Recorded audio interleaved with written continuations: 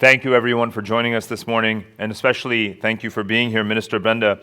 Norway collaborates with many countries on sustainable development of ocean resources, but specifically, how do you work with other countries to reduce the risk of environmental damage in sensitive marine areas? Thank you for that question, and also thank you for putting this so clearly on the agenda. As we all know, we live in a time with multiple challenges, and I believe that ocean will play a key role in solving many of them. Not least when it comes to creating jobs, but also when it comes to eradicating extreme poverty. But we cannot make the most of our oceans unless we keep them clean and healthy. I think that was also illustrated by the introduction here today. So for Norwegians who for centuries have lived by the sea and off the sea, there is no contradiction between protection and harvest, quite the contrary. We have proven for centuries that we can enjoy the riches of the sea without reducing their value. I think this is core.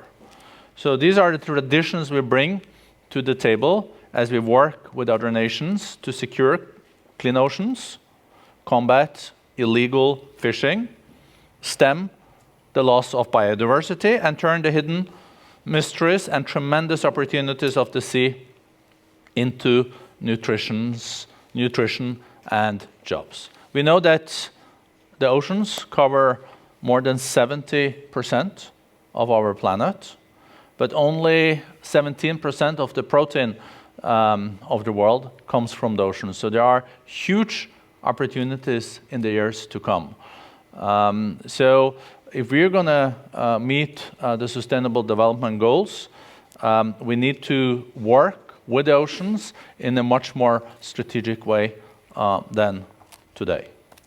Wonderful. Thank you so much for those opening remarks. I was allocated 10-minute speech, but that was the shortest 10-minute speech I've done. So we'll have plenty more opportunities. Aren't you impressed? Very impressed, indeed, and a very positive statement. Let's get an American perspective from Rear Admiral Paul Thomas from the U.S. Coast Guard. How are you working with other nations to facilitate sustainable development of the oceans? Well, thank you first for the opportunity to participate in this really important discussion. And I think that you've rightly focused us all on the role of global governance in meeting our shared challenge of ensuring the sustainability of our oceans, even while we all seek to increase the use of the oceans for transportation, for energy, for food, for recreation, and other purposes.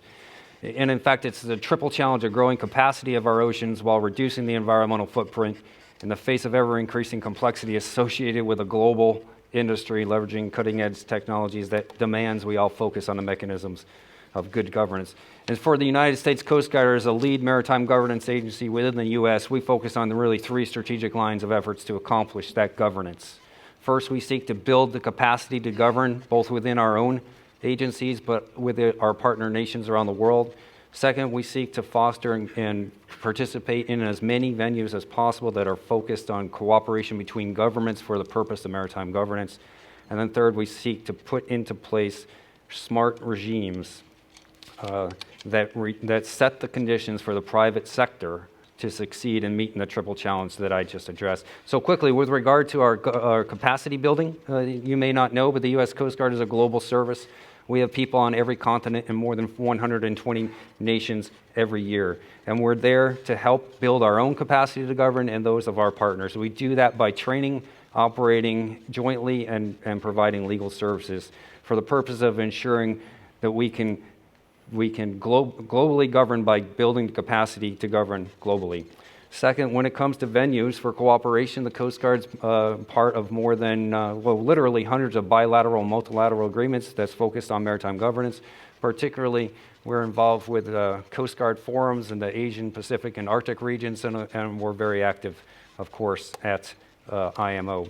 And then when it comes to building regimes and putting regimes in place, I think we will all agree that for this agency and for this challenge, we seek to put in risk-based performance standards that are globally consistent, that provide the certainty needed to foster the investment and innovation in the private sector that will raise the bar and meet this triple challenge.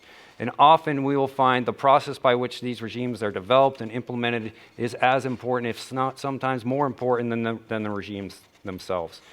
So we believe that if we continue to seek the common ground, if we start from there to build good governance capability worldwide, and we leverage that capability through cooperative venues, we can put the regimes in place that will ensure our success. So I really do appreciate the opportunity to be here today. Thank you so much, Rear Admiral Thomas. Minister Brende, as you hear this, Norway is a country that has to balance the objective of generating more growth and GDP growth and so forth from its presence in the oceans with the demands of sustainability, and to negotiate those factors together as you deal with other countries. So can you talk to us a bit about the process and what are the lessons from the international negotiations that are trying to balance growth and sustainability?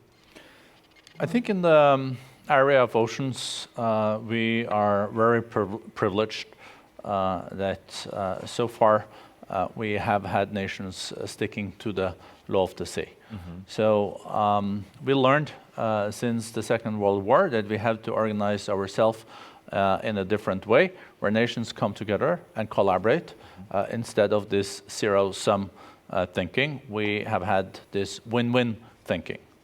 I know that this order is challenged, but at least so far, the law of the sea has been the gold standard, the kind of the constitution of the oceans. This is very important also to keep moving forward. Then we have, of course, also tricky negotiations with other nations when it comes to shared resources. It's not only gas and oil, but it's also fisheries. If we look up in the north, in the Arctic, where I know, Børge, you also have visited, we have the Barents Sea, where we have shared resources with our neighbor, Russia, when it comes to fisheries. Last year, we were able to harvest 1 million ton Arctic cod from the Barents Sea. And this was a fish stock that was really not that size in the 80s. But then we decided to go together with Russia and follow the advice of the scientists. And today, the Barents Sea is still one of the richest and cleanest seas in the world. And we can harvest 1 million ton Arctic cod, and we are two nations then complying with what also the scientists had advised. And this is something that we have to learn more from. If you look at the depletion of fish stocks that we are now faced with globally, it is really very, very worrying. So we have to act now to also secure these resources. Mm-hmm. Admiral Thomas, the minister, mentioned the Arctic, where, of course, the U.S. has growing interests and where you also have to balance some of these demands when you're negotiating information sharing with partners in the Arctic region, also looking at governance for sustainability. So how about your thoughts on that? And are there other regions of the world that you may be looking to as a model for negotiating information sharing and sustainability? Yeah, absolutely. The Arctic for us is really a great success story. As a member of the Arctic Council, and particularly for the Coast Guard, a member of the Arctic Coast Guard Forum, we've really focused on tangible operational things like oil spill response, like search and rescue, like ship routing lanes, where we all have common ground and we can work across the Arctic nations to establish good regimes. You talked about other areas. When you talk about the Bering Straits, it's a common strait. We're looking to other straits around the world to see how straits that are actually in the territorial waters of many different nations are managed. We've recently sponsored through our Center for Arctic Strategic Policy a forum focused exactly on that issue. How do you govern international straits? And it was quite successful, very robustly attended by all the Arctic nations. That's a perfect segue to bringing in Mr. Bjørn Gunnarsson from the Center for High North Logistics, which has representatives from 6 different countries and is seen as a very good model for multinational cooperation. And your center recently completed a feasibility study in partnership with South Korea about the usage of the Northern Sea Route. Can you share with us some of your key findings from that? I would be delighted to do that. And thank you for inviting me and the Center for High North Logistics to this impressive panel.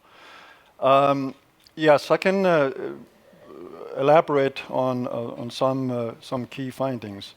One of which is that the project underlined the economic and strategic importance of the Northern Sea route for Russia, but also for northern Scandinavia. And how an improved maritime transport and logistics system could act as a catalyst for regional development and value creation in the Eurasian Arctic. This is by connecting maritime infrastructure with new railway and river transport, as well as airfields in the Arctic. And making of a integrated and futuristic Eurasian transport system, including China's Belt and Road Initiative and the Arctic Corridor project in Scandinavia. We were able to identify several factors in the current maritime transport system of the Northern Sea route that needed to be modified, changed, or added, so the system would become more sustainable, safer, and more reliable. So commercial shipping companies would become more interested in using this route as a possible future trade route in the future. This included changes in the route's overall administration and management, support services, and physical infrastructure. The study also provided a detailed analysis of the shipping activity along the Northern Sea route in 2016 and showed that the current activity is greater than at any time in the past. The study also indicated that shipping along the Northern Sea route in the coming years and perhaps decades will be destinational traffic, transporting commodities such as oil, gas, coal, mineral ore, and frozen fish out of the Arctic to markets in Europe and Northeast Asia, as well as shipment of project and general cargo into the Arctic, as exemplified by shipments to the port of Sepeta along the Yamal Peninsula last year and the year before. And thirdly, international shipping between Arctic ports will continue to be very important. And my final point regarding transit shipping, which has been discussed quite extensively, our belief is that transit shipping on the Northern Sea route will gradually increase in volume, but likely not significantly until we have established transshipment hubs at both the western and eastern gateways of the route in the Barents Sea, likely in the Kirkenes, Murmansk area, and in the Bering Sea, past the Bering Strait, perhaps in the Aleutian Islands. The hubs will be serviced by high ice class Arctic shuttles, sailing only between the two hubs on a year-round basis, and feeder vessels, non-ice strengthened, delivering cargo to and from the hubs to the final destinations.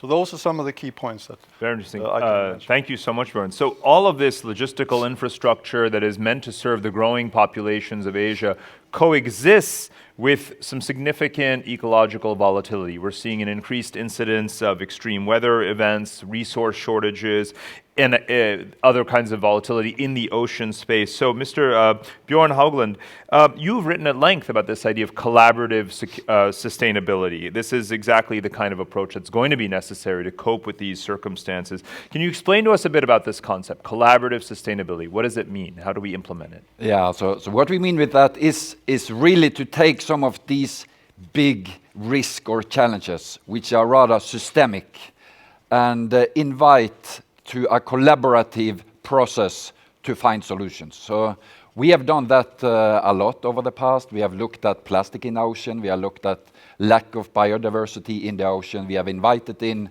teams with different competencies.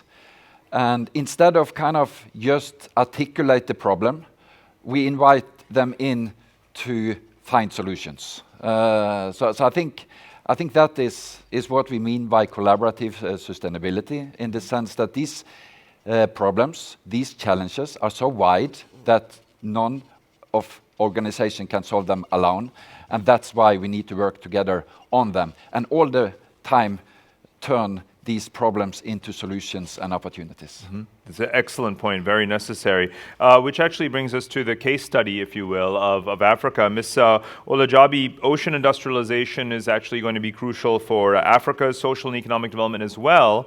And the UN Global Compact works with the private sector, regional organizations, and governments to ensure sustainable development. Now, early on, the minister mentioned fisheries, and overfishing in Africa's coastal waters in northwest Africa has led to certain fisheries approaching the state of collapse, actually. So how is the Global Compact working with the private sector and government to address this and similar issues? Thank you very much indeed for inviting the Global Compact and myself to be on this panel. As the previous speaker said, we work collaboratively. And let's step back and ask ourselves again, we all know it, what is sustainable development? It's about development, our own development to meet our needs and that of future generations. And in order to be able to do that, we need to work collaboratively. And that's what the Global Compact stands for, because people has to be at the center of development. And maybe we look at development as only the role of governments, but in the Global Compact, we see the private sector as also that they have a role to play in ensuring sustainable development. And that's why in 2000, my organization was created to bring a human face into globalization, to ensure that globalization has a human face. And I mean to give also a human face to the global market. And that vision is important then in 2000 as it is today. We are the largest business sustainability initiative. We are mobilizing a global movement of sustainable business and stakeholders for the world that we want, a world where we will not leave anybody behind, a world where globalization will be human, a world where there will be no poverty, a world that the interests of Africa will be as important as the interests of developed countries. And we have our 10 principles where we ask companies to embed the Global Compact's 10 principles in the area of human rights, environment, labor, and anti-corruption. That, for example, corruption should not be a part of our business strategy. And we see also the Sustainable Development Goals as, inclusive. It's meant for everybody, developing and developed world. It's also meant for companies and civil society organizations as well as government, and also meant for the big companies and the small and medium enterprises, and that it gives, the SDGs give the private sector a role to play in innovating to help to lift people out of poverty. In terms of overfishing, we see that overfishing is important for us to address issues of overfishing. Not only overfishing, but even illegal fishing within the coast of Africa. This has been done especially with big vessels from developed countries. This needs to be addressed holistically, and we will work with governments and the private sector, and as well as other stakeholders, to be able to address these challenges. It is a collective action. It cannot be done by one person or one sector alone. This has truly been a panel about global governance. We've really covered the world from the high Arctic to Africa and all of the initiatives that have been raised by the minister, what he's doing with leading the government of Norway in Africa through the Global Compact, the Center for High North Logistics looking across the Arctic Ocean, the Coast Guard's work in over 100 countries, and your concept of collaborative sustainability are truly global efforts. So I want to commend the panelists for their excellent insights today. Please join me, everyone, in thanking them for being here today and for sharing their insights. Thank you so much. Thank you. Good to see you again. Thank you so much. Thank you, everyone.